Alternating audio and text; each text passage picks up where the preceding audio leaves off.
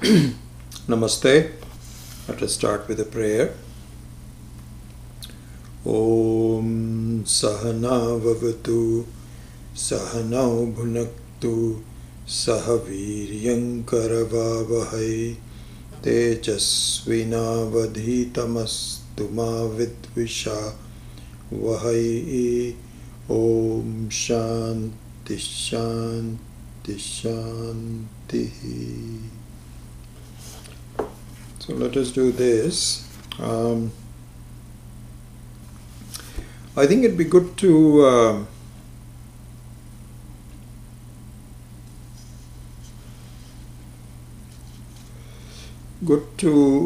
chant some verses that you can try to memorize. So not all the verses. If you can do all the verses, that'll be terrific.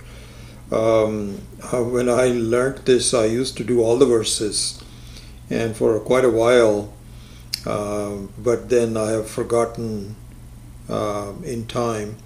So what I would propose is that you could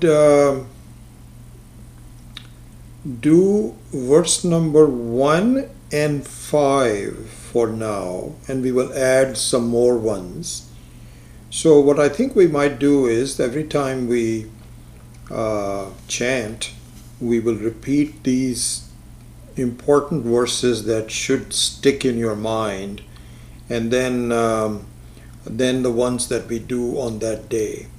So let's do this. We'll chant verse number 1 and 5, then number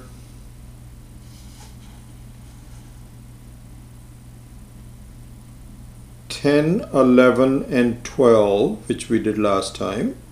And we're going to do verses number 13 and 14 today, which we will do twice. So the other ones we will just do once. So let's do number 1 and 5. Rupam drishyam lochanam drik tadrishyam driktumanasam Drishyadhi vrittaya sakshi drigeva natu drishyate. Then number 5. No deti nastametyesha na vriddhim yati nakshayam swayam vibhatyata anyani bhasayet sadhanam vina. Then the regular ones for each class, for today's class rather. Number 9. Sambandhino satornasti nivritti sahajasyatu karmakshayat prabodhacha nivartete kramadubhe. Number 10. Ahankaralaye suktau bhavet dehopyacetanaha ahankara vikasartha swapna sarvastu jagaraha antahkarana vrittischa chitichayaikyamagata vasana kalpayet swapne bodhai yakshair vishayan viha manoham krityupadanam lingam ekam jadatmakam avasthatrayam anveti jayate mriyate tatha. And number 13 and 14 that we will pronounce twice.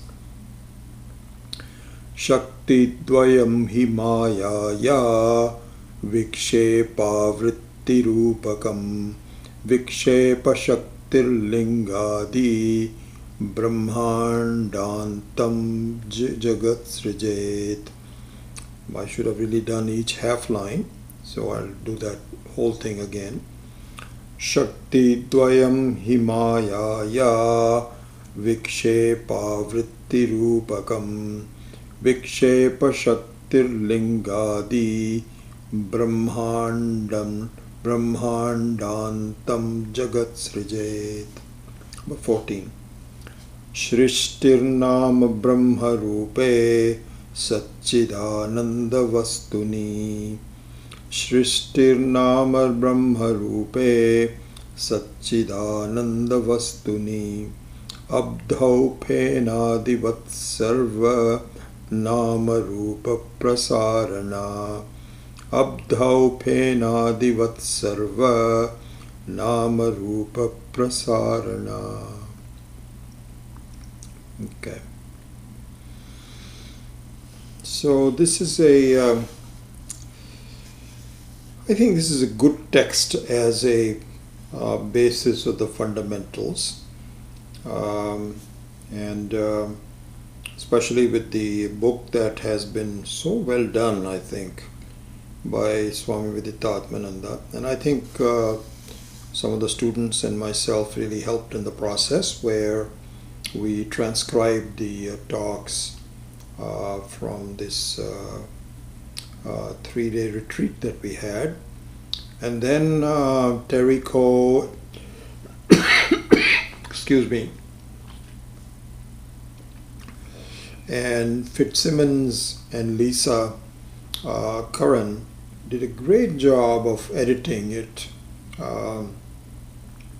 And I think the details of the thoughts process and so on are very well captured in this book. So I'm really happy with the way this class is going through the fundamentals on a live session, and then backed up with the book. This will give you all the hooks to make you more knowledgeable about this. So in verses number 9, 10, 11, and 12, it talked about the fact that so it talks about how the human being, and to a lesser degree other living beings, but here the understanding is really only capable for human beings, behave on a daily basis. So there are 3 phases of our life. So it's very interesting. You can look at a data from an empirical perspective, and the same data can be looked from the standpoint of spirituality. And the meaning of spirituality, as opposed to the empirical way, is the fundamental truth about it. So empiricality means you deal with it in a certain way, which is what you are. It has been presented to you, and you have to deal it with in that way. So let's take, for example, a table. So the table, from a empirical standpoint, there is nothing magical about it. A table means a very particular thing where it is made out of a substance, either wood or plastic or even metal for that matter, and it should have flatness on the top, and it should have at least 3 legs, and it should be elevated so that you can put your things in it. By the way, just on that point,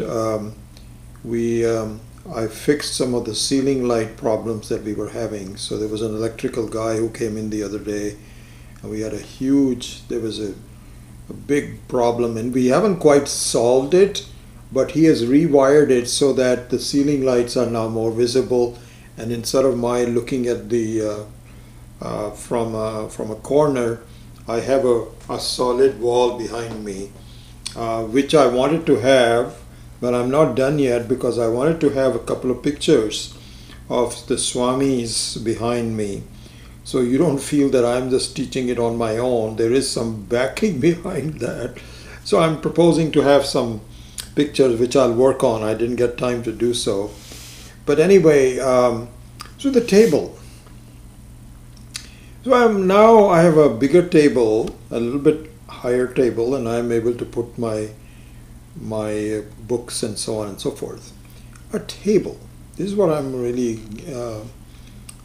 drilling down to.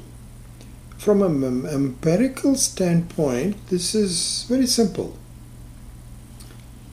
Then we know we go into the truthful part of the table. And here the physicists, and I would imagine chemistry as well involved, but let's just say the physics. The physicists now dissect the content of the table and find out what is it really made out of. And what you find is that the table is not what it looks like. And so all depends on the instruments by which you are focusing. And if you really start to focus on the table and with some very sensitive microscopes, you begin to see some very interesting things.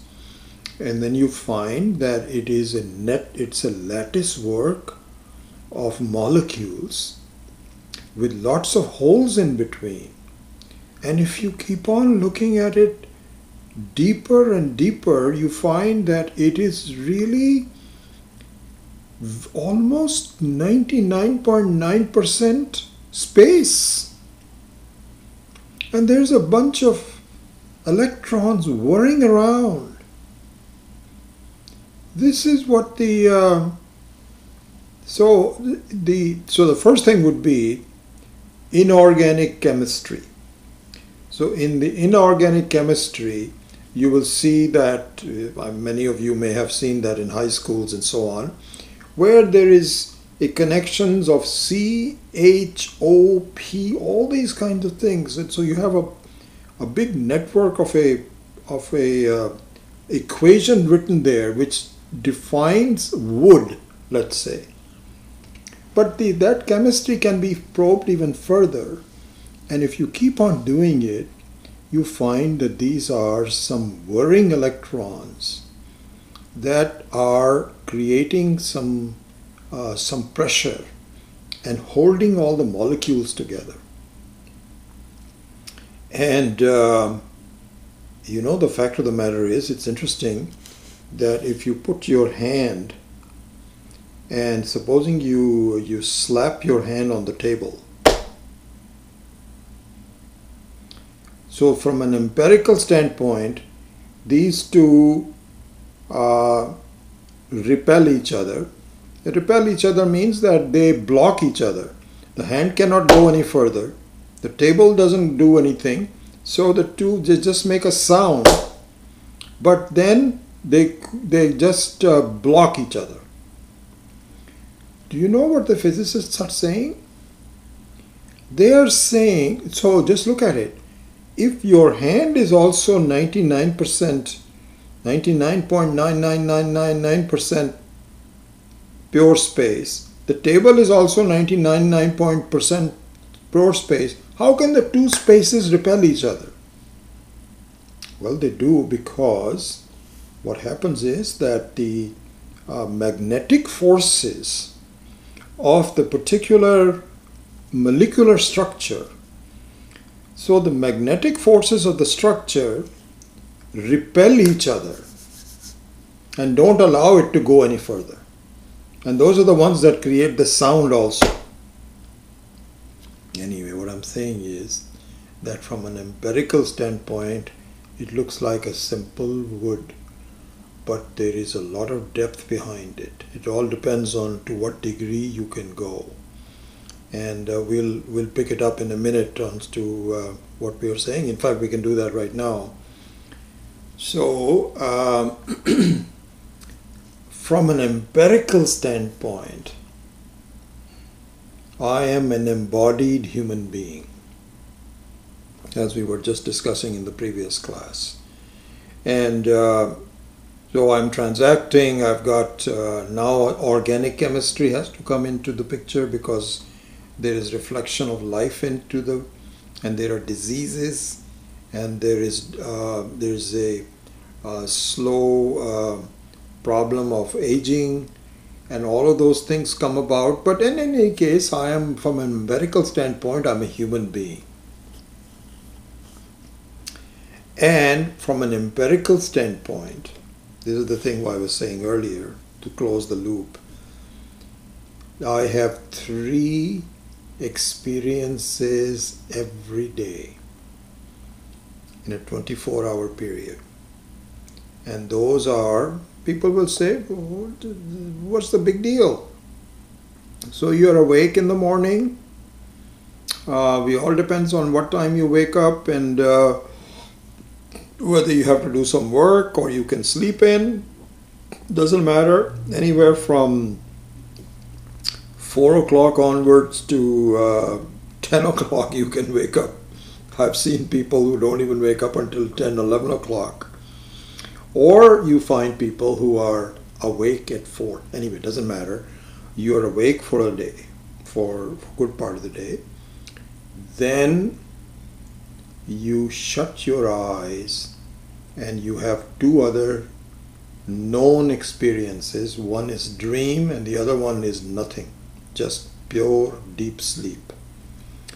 So these are the 3 things that we are experiencing.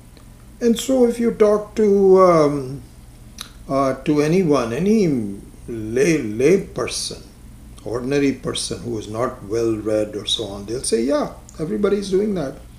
You're awake, you're asleep, and you dream. That's it. And you just go on. So this is just like a table. There's nothing much to do it. What are you talking about? This is just a table. It is not just a table. You people, I can tell you, I can guess, they must have gotten dozens of PhDs in dissecting what a table is from a standpoint of inorganic chemistry, from the standpoint of molecular structure, in terms of understanding what molecules are made out of, in understanding how the particles repel each other, how they create sound.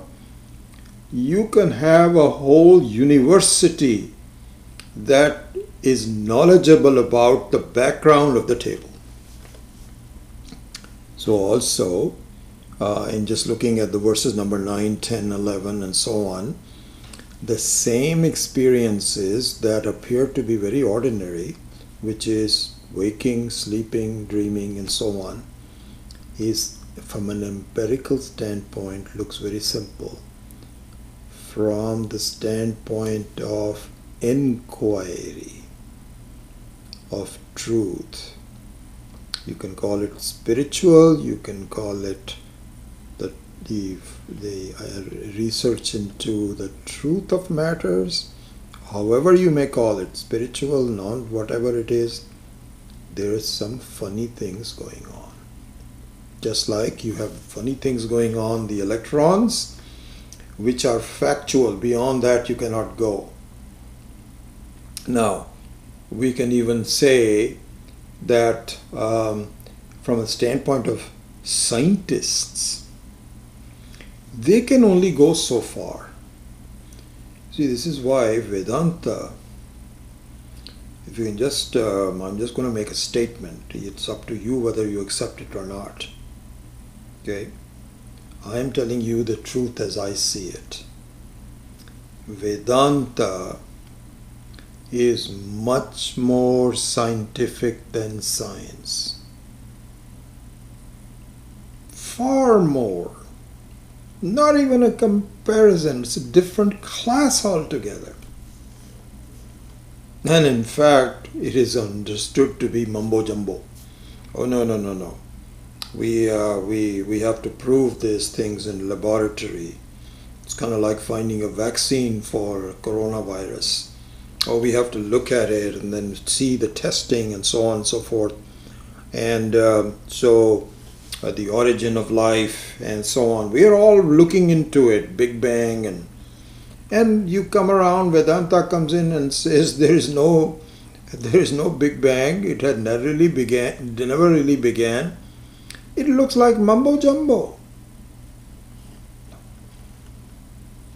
In fact, from the standpoint of Vedanta, science, it may not be mumbo jumbo. Mumbo jumbo means that it doesn't make any sense.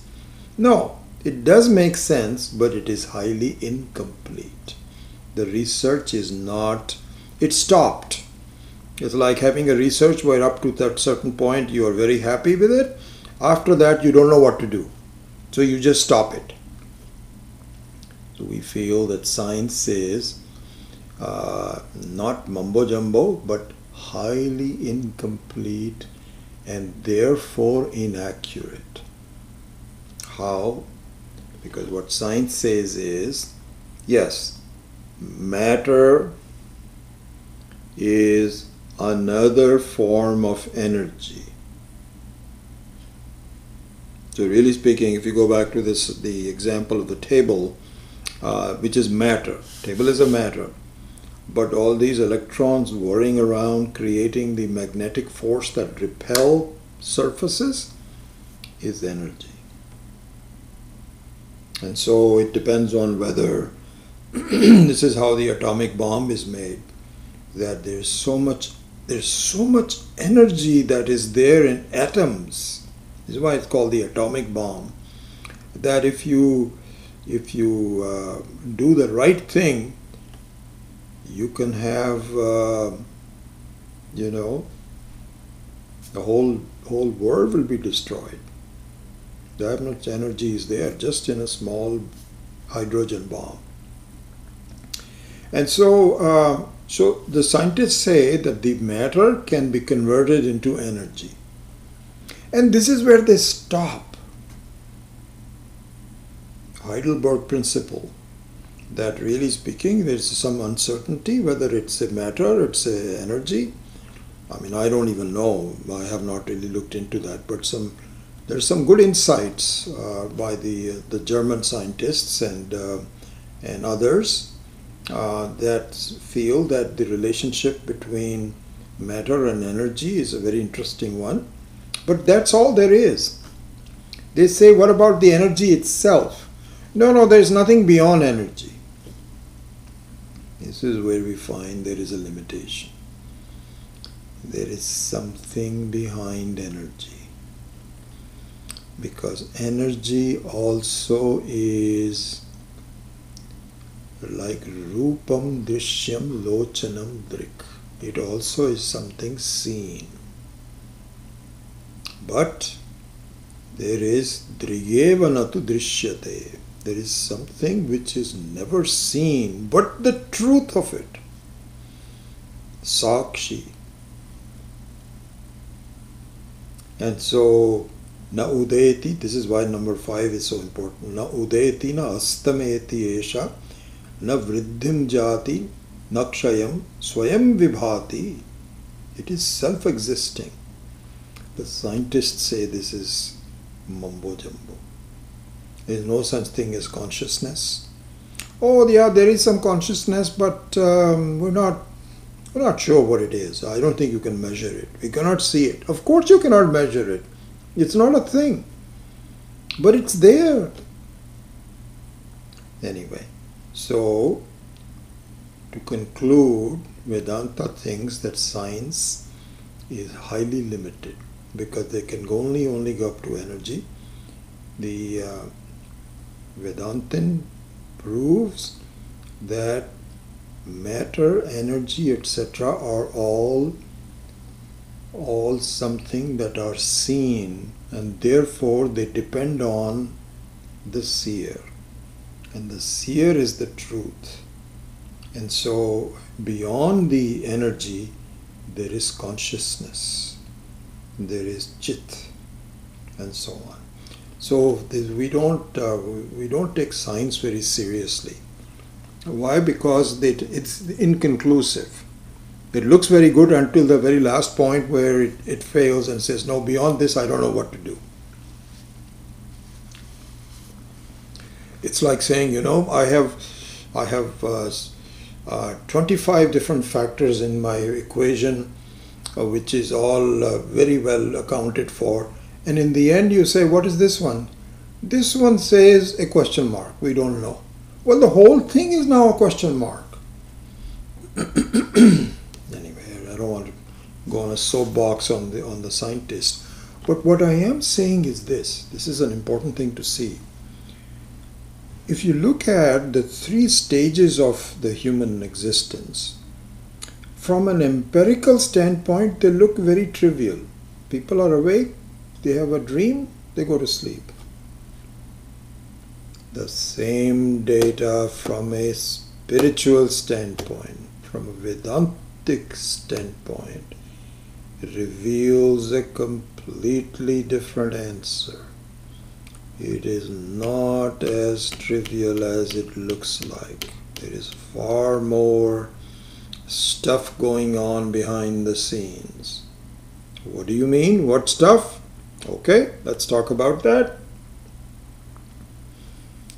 We say, I'm just summarizing, I want to go further with the Drg Drsya Viveka part of it. But what we say is, the 3 stages of the human existence are like 3 roles that everyone plays. And the truth of the actor is not the role that the actor plays, it is the actor. What is that actor? If you're only worried, it's like having 3 movies that you're playing. You may play a completely different role, as it's done in Bollywood all the time. Whenever you have, I guess in Hollywood too, but I don't know about Hollywood. But in Bollywood, in Bombay, and also now in Telugu speaking Tollywood in Hyderabad, those two, some of the actors are so popular that they act in 3 movies simultaneously. From 7 o'clock in the morning until 10, they go to movie number 1. They put a different makeup and the role is different. Then they have come back and rest for a while, lunch. Then they go in the afternoon to movie number 2. Then they come back and take some rest and then go to movie number 3. Crazy. The roles are all different, completely separate from each other. This is what a human being does. We star in ourselves in 3 movies every day. Why is it that way? One may ask. Well, this provides the method to analyze who we really are. Why? Because you should see that you are acting in 3 different movies, and you are none of those. You see, if one is a scene of another movie, a subset of another movie, then they are not different from each other. But all the 3 movies that we have different producers, directors, script, experiences, completely different from each other. So, for example, the waking experience is negated in the dream, completely negated.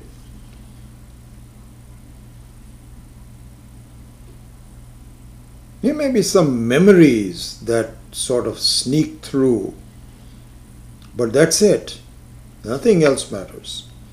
There are examples in Vedanta where you are, especially this is what happens when Indians do a lot of fasting. These days also, Modi ji doesn't drink or eat anything for like 12 days. And a lot of other people do it. And so there's a lot of fasting. Muslims do it during Ramadan. You do a lot of fasting. You're all hungry the whole day. And then in the evening, this Hindu fasting, you don't even eat in the evening. You're just fasting for 7 or 10 or 11 days straight with nothing but hot water, lemony hot water, that's it. And so you are very hungry, you are dream. And so now you break the fast and you have a sumptuous dinner and you eat to your heart's delight. And then you go to sleep. Do you know you are likely to have dreams of hunger at night time? You may be full, but in the dream you are hungry. So all I'm saying is that the movies negate each other. So what's the purpose of this? Why am I saying this? Because Vedanta says, my dear, please look at yourself as acting in 3 movies every day. And the movies actually finish. You know, even if you're acting in 3 movies, they of course lengthens it a lot, as opposed to just spending 10 hours a day on one movie. You are only spending 3 hours a day, and that's all you can spare. So now the movie takes like 5 years to complete instead of 2 years to complete. But at least it gets complete. What about the human movie? The human movie does not end until you understand you are acting in the movie. And in fact, from that standpoint, you know, this is what you can now go back to.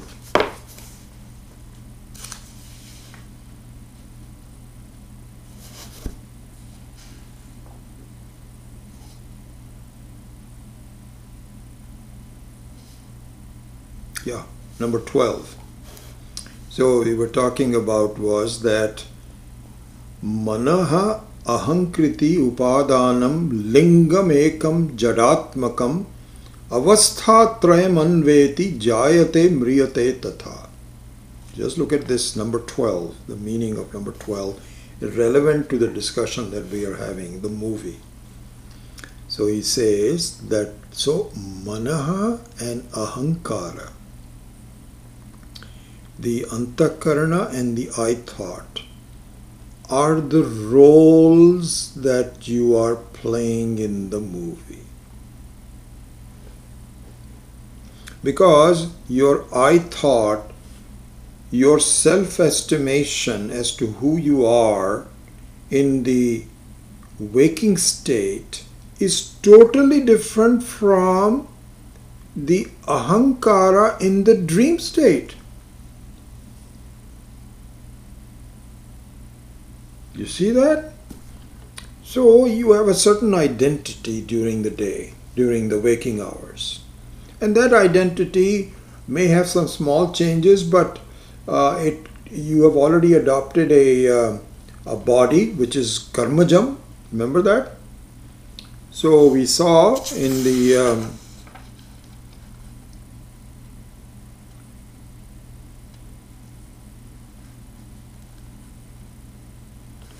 number 8, ahankarasya tadatmyam chitchaya deha sakshibhihi sahajam karmajam bhranti janyam cha trividham kramat. So your identity with the deha will continue on. This movie is going to go on for the rest of the life. Okay? And then you will star in a different movie. So we'll come to that in a minute. But during this life, this movie goes on for however long your life is. Okay? But then, that movie, okay, so that is the waking movie. The dream movie is much more short-lived. Very much more short-lived. But still has the same kind of experience. You still have problems, you still have triumphs, you have aspirations in a kind of in a muted way. Muted way means just in a very short direction, in a short space of time and space. But you have it. So now your dream movie gets quickly finished. Your day movie continues on for the whole life. In any case, they come and go.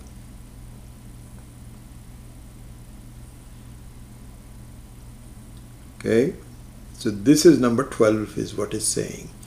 Mano hankriti upadanam lingam ekam jadatmakam. First of all, they are inert. You are only the one who is conscious. Their consciousness is just reflected consciousness, just like a appliance reflects the electricity. So they are jadatmakam. They are basically inert.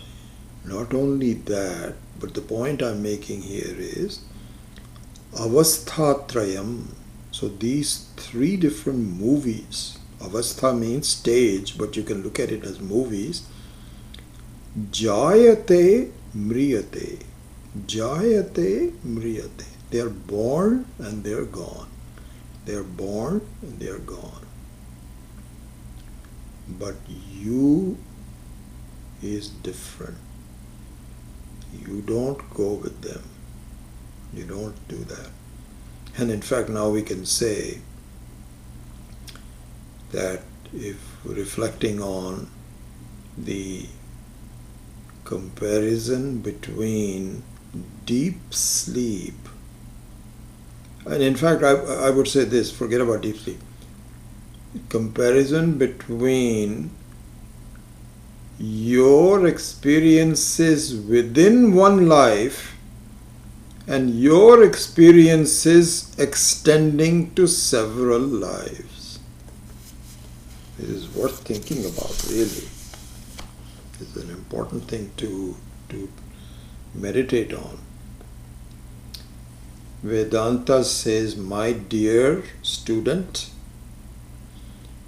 please see that death is not very dissimilar to deep sleep. They are almost the same for 99% of the cases. Don't you see this? Why? Because in deep sleep also you sever the relationship between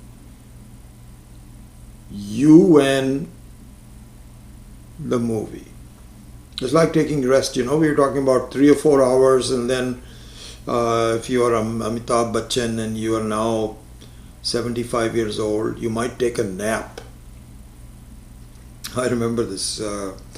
So my father was a mining engineer in India. He was a very senior guy. He was a professional manager of a whole coal mine, huge coal mine in Bihar. And so he was a graduate of the mining school from Dhanbad, and he used to be the manager of the whole thing. He was a big boss. But he would go to the office and work with everybody on how the things are going and so on. So his day was very funny.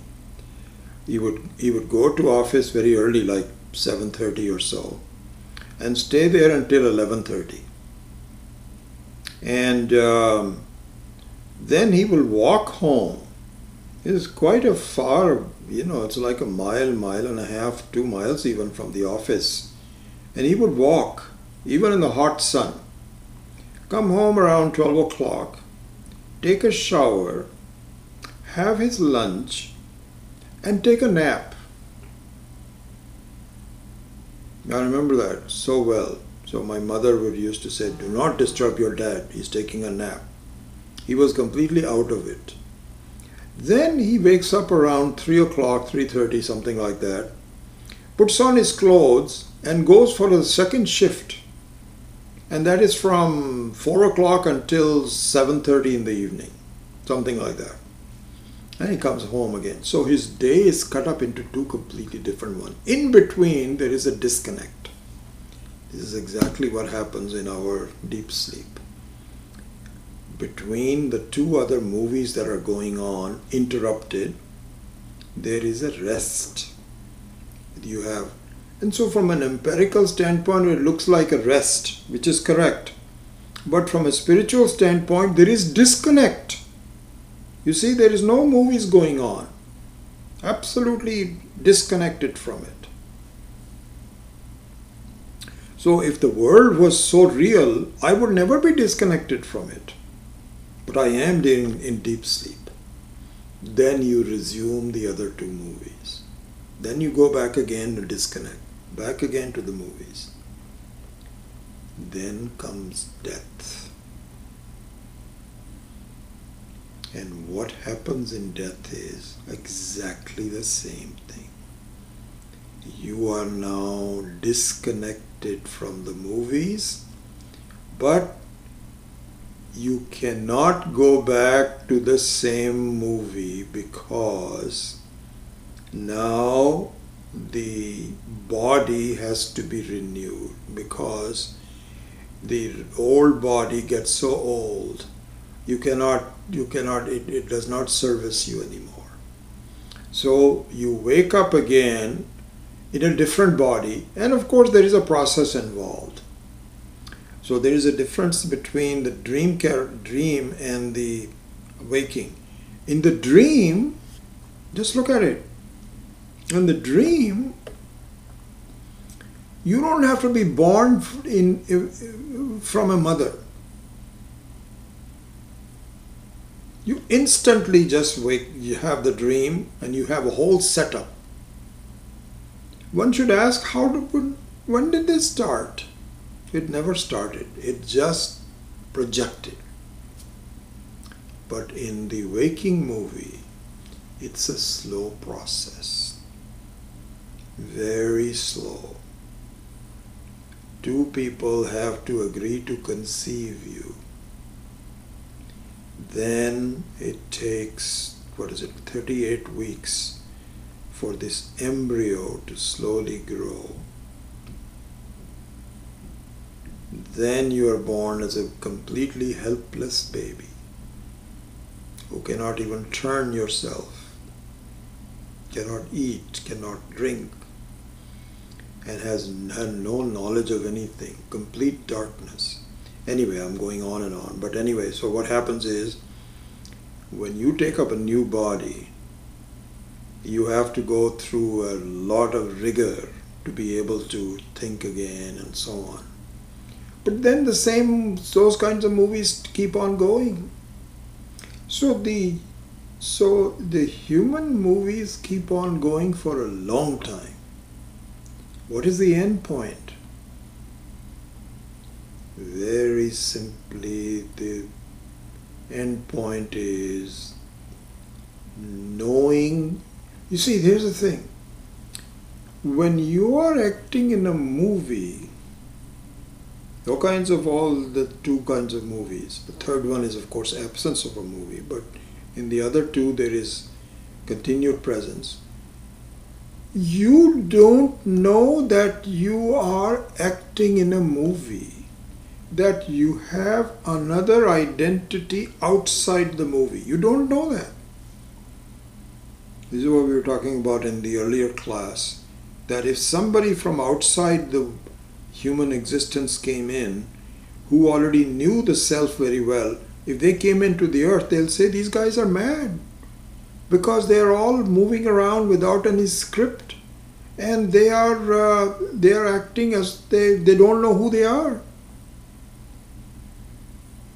So this is the situation. We may be in movies, but we don't know that we have an identity outside the movie. So when will the movies end? When we discover that this is just a movie. I am different from it. Then how you look at yourself as being, as your identity as an actor, not the role, the movie is wrapped up. That reel is thrown away. That's how it happens. So therefore, these verses talk about the same phenomena which appears empirically to be nothing worth thinking about. So what? It is really worth thinking about.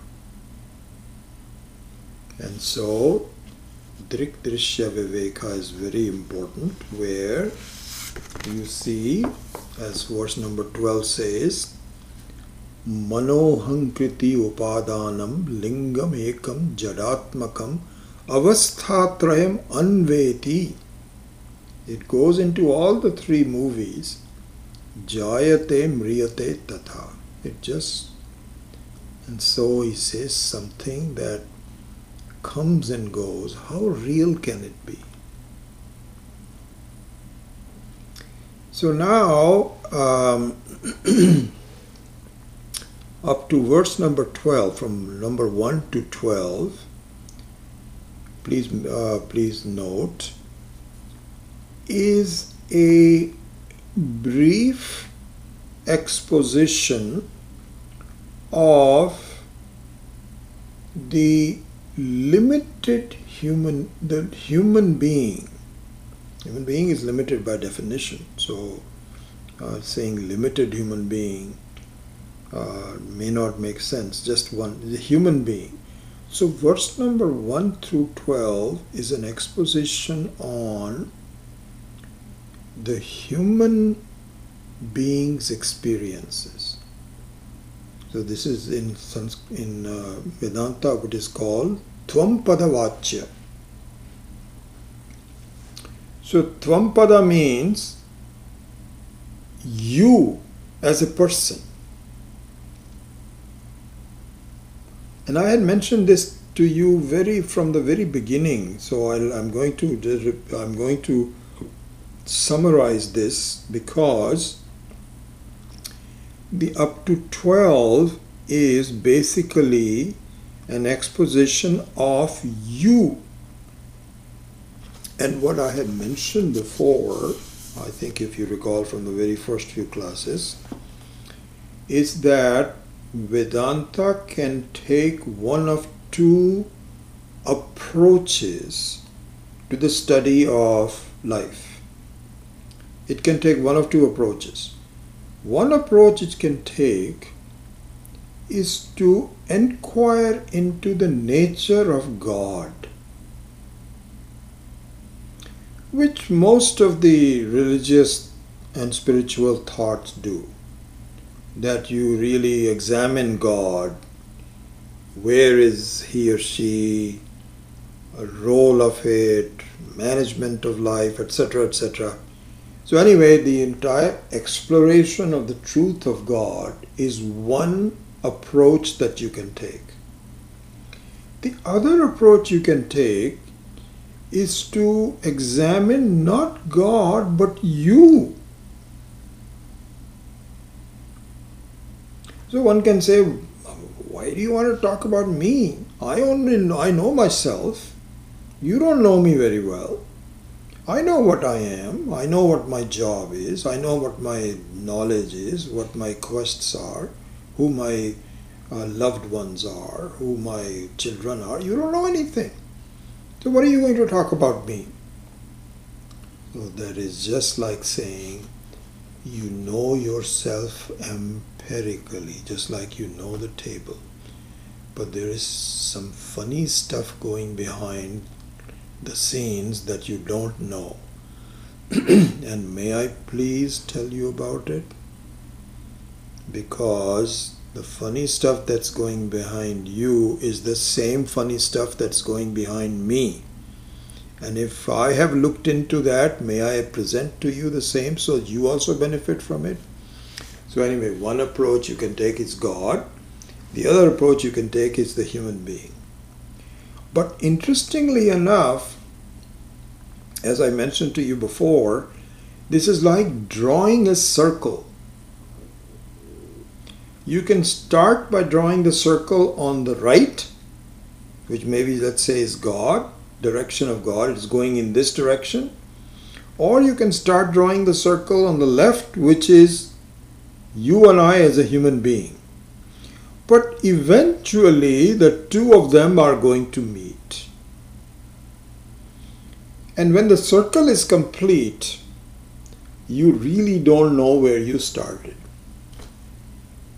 It looks like a continuous circle. This is exactly what Vedanta aims for. But it approaches one or the other direction. Generally speaking, I would say in a majority of way, almost very big majority, starts with you and I. And then it's after it completes a certain section, it says, okay, now that you have been given a spiritual view of what's happening with you, now let us look at what is happening in the world and God. So you interrupt it, and then this is like you may draw half a circle this way, then you go back and you start the half circle the other way, and then you complete it. Verse number 12 completes, I wouldn't say half a circle, but a significant part of the human examination. So Avasthatraya, 3 different movies, how it happens, all of this kind of a thing. And starting with Rupam Drishyam Lochanam Drik Tad Drishyam Driktu Manasam Drishyaha Dhi Vrittaya Sakshi Drigeva Natu Drishyate Navdeti Nastameti Esha Navriddhim Yati Nakshayam Swayam Vibhati Athanyani Sadhanam Vina.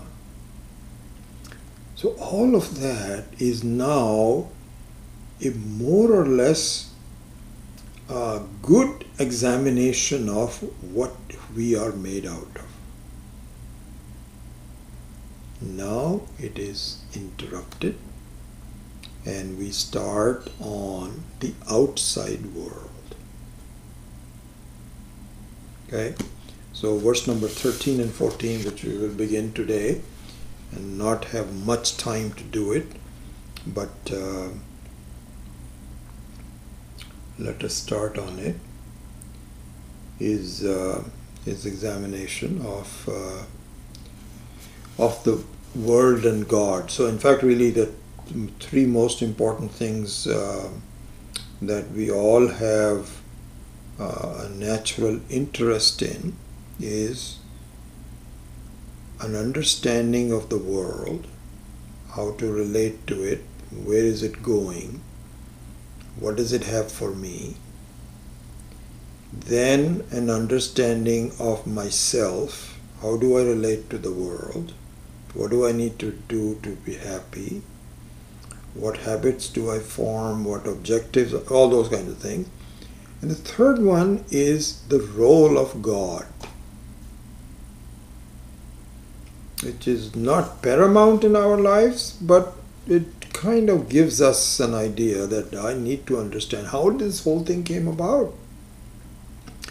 So this is the threefold quest that we have: knowledge of myself, knowledge of the world, and knowledge of God. So the knowledge of myself we have now taken a brief look at. Not a detailed one, but a brief look at it. Sketched it out. Now we have to look at the other direction. So this is verse number 13 and 14. So number 13 says, Shakti dvayam hi mayaya vikshepa avriti rupakam vikshepa shaktir lingadi brahmandantam jagat srijay. So he here means indeed. And here Swami Vidyatmananda has, I think, correctly translated is, as is well known in the scriptures. Not well known empirically, but in the scriptural texts. Indeed, the creative power called Maya has two sub-powers. That of projection, which is Vikshepa Shakti, and that of hiding, which is called Avriti Shakti. So Shakti Dvayam. So Dvayam means the twofold power of Maya. Shakti Dvayam hi Mayayaha. So this is a feminine construct. Mayayaha. Of the Maya there are two powers. Shakti means power. Two of them. One of them is Vikshepa, which is projection, and the other one is Avriti, means hiding, Rupakam. Then the second line says, Vikshepa Shaktir Lingadi Brahmandantam Jagat Srijet. So out of them, now that he's talked about both the kinds of powers, he drills into the Vikshepa power, the power of projecting. And it says one power is to display the world for you. Okay? So this is an important thing, more than interesting. And Swami Vidyatmananda also has gone into this in great detail. So I'm not quite sure, that's one of the things I'm not sure whether how you are reading the book, whether you are reading along with the classes or afterwards. I think my recommendation would be to read it soon after the class. If you want to do it before, be my guest, you can certainly do so. But I would think it might be better for your absorption to first get a brief look at it in a live class and then augment it with a more detailed reading, but not after a long time, immediately, shortly thereafter. That's my recommendation. So here Swamiji pointed out that, and this is an important point, so we will repeat it next class, but I want to at least leave that thought with you even today. And that is that if it is, so Maya has two powers. Powers to hide and a power to project. And Swamiji has pointed out, which I completely agree with, that the power to project makes things more difficult for one person to understand. He uses the word dangerous. I'm not sure that I would use the word dangerous. But nevertheless, I would say that the projecting power really complicates things. How? You see, because if you don't know something,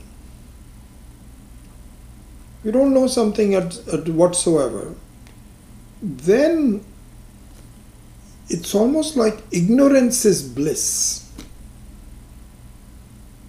However, in addition to hiding, if it projects a reality that looks real but it is not, now it really ensnares you.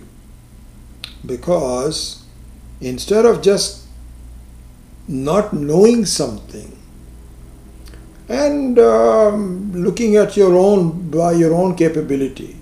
But supposing it gives you an alternate reality which looks very real, to now reject that is much more difficult. So the example there of rope and snake is a good one. That, for example, a rope which is not visible in the light at all, complete darkness, doesn't really involve you, and you have no knowledge of it, and you don't have any problems with it as well. You don't know the rope because it's too dark. But if the conditions are such where there is some light but not a lot of light, this is an important point that we will take up on next week. But if there is some light but inadequate light, then your mind has an ability to project a snake, or in fact the acharyas all say that you have the ability to project a snake which is harmful, or a garland which was very attractive to you, and the rope is neither of them. The rope is just a piece of, like for example, sometimes you see these coils in a construction zone. And so there was a big coil, and then they cut, these are iron metal coils, and they're wrapped around and so on, and they're just lying somewhere. And if you don't know it's a coil or a rope, you could mistake that to be something pleasant that you should grab, or something very unpleasant like a live snake. Both are possibilities.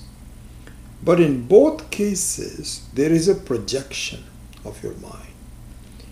Now that projection ensnares you much more powerfully than if it was complete darkness. If there was a complete darkness, then there's not a problem at all. But if you have some light, some darkness, then the projection gives you a false understanding of what the reality is, and now you have to unwind it. It's a very interesting phenomenon. Sometimes they say that it is better to teach someone who has not really looked into the spirituality at all. So you have a blank slate. A blank slate means it's fresh, it's uniform, it's clean, and now you can write on it nicely and identify the new knowledge. But suppose a person has been studying something which is not correct, but doesn't matter, that person was very involved in the learning of that. It is very much like a slate that has a lot of chalk marks on it, and you don't erase it very well. That happens in many cases. And so your new writing is not clear and clean because it is mixed up with the old one. It is something like this. So the projection is something that makes it more difficult for you to understand. This is the point that is important to see, that Maya has two powers: the powers to hide and the power to project. And the power to project has the ability to project non-reality.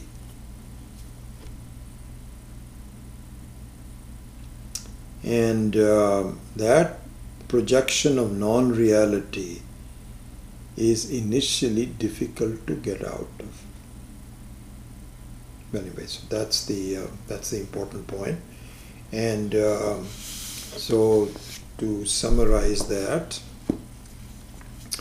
Shakti dvayam hi mayaya vikshepa avrati rupakam vikshepa shakti lingadi brahmandantam jagat srijay.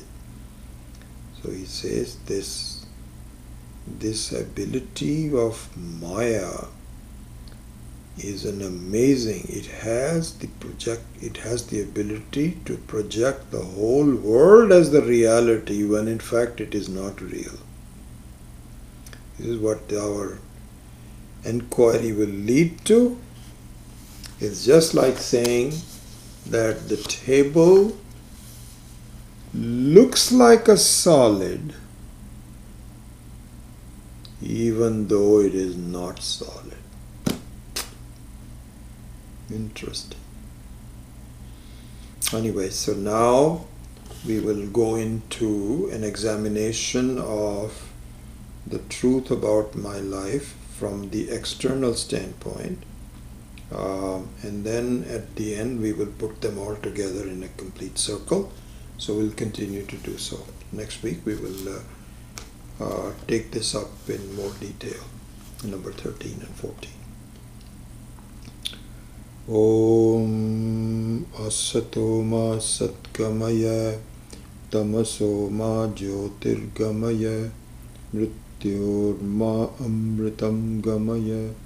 Om Purnamadav Purnamidam Purnat Purnamudachyate Purnasya Purnamadaya Purnameva Vashishyate.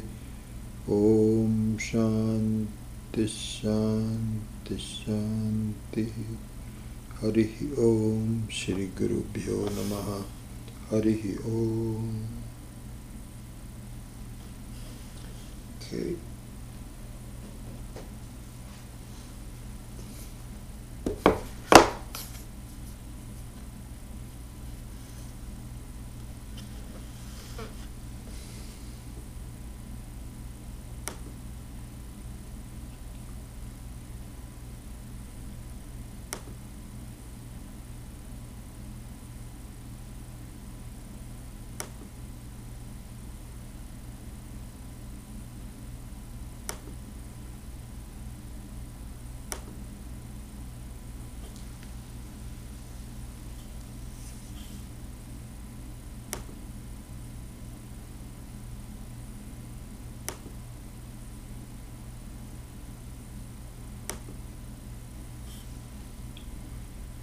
All right, let's see if you have any questions.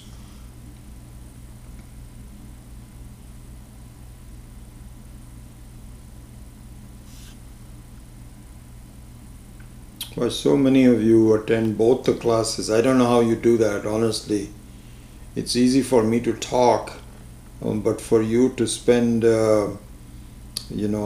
3 hours in these two classes, that must take a lot of patience. I admire that. So interesting that so many of you attend both the classes.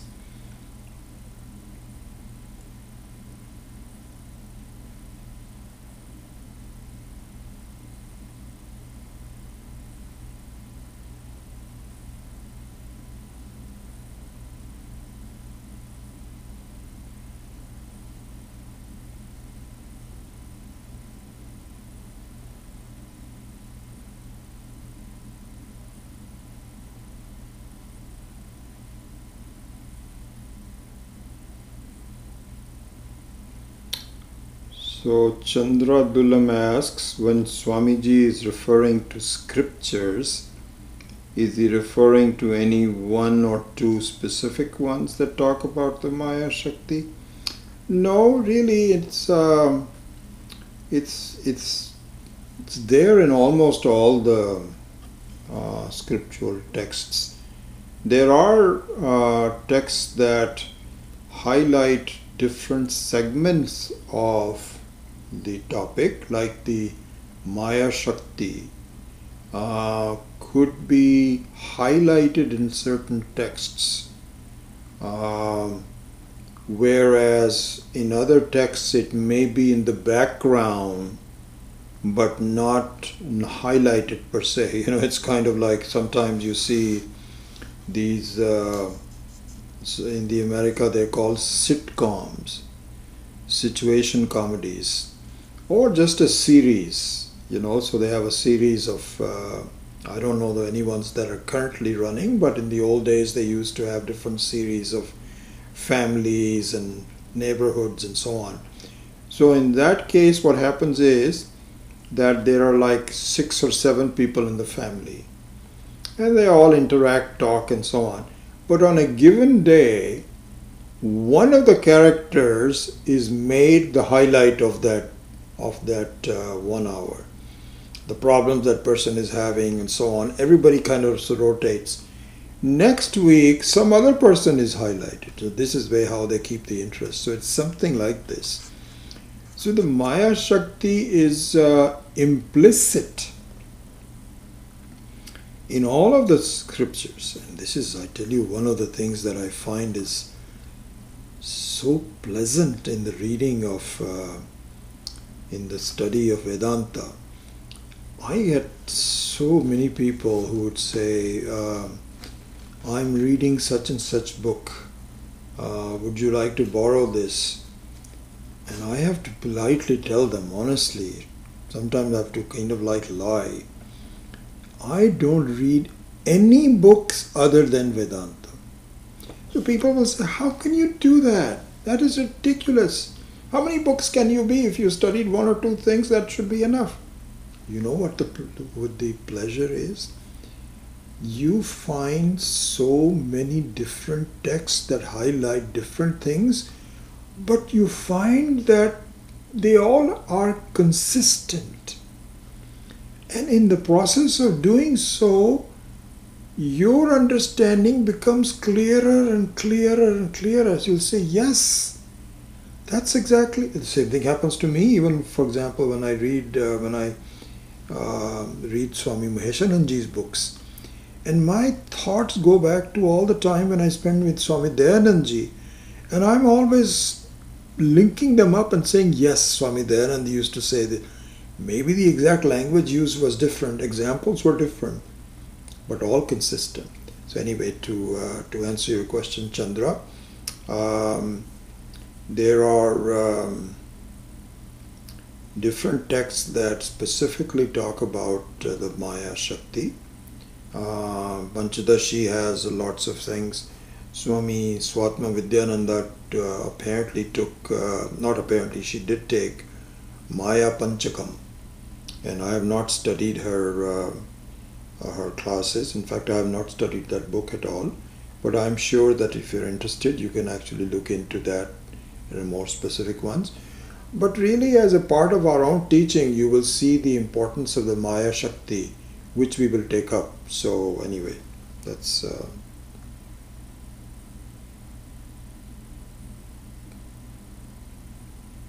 Shanti Kumar says...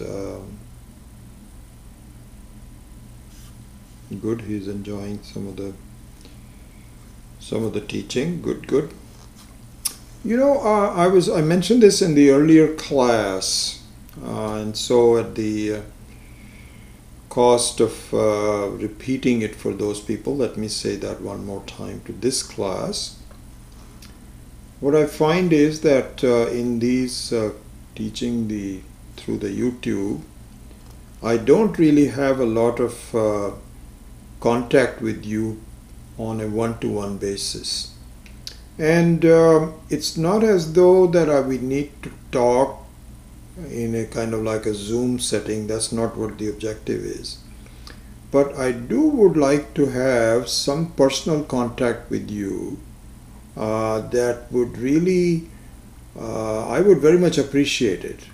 It is not an ego kind of a thing. I'll tell you what, I just got an email from Anita in Germany. And it was just a very simple email saying that even though I don't attend the Drg Drsya Viveka classes online.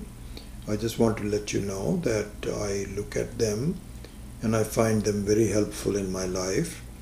My life is starting to have a good meaning, and along with the yoga that she's learning from others and perhaps teaching, I'm not sure.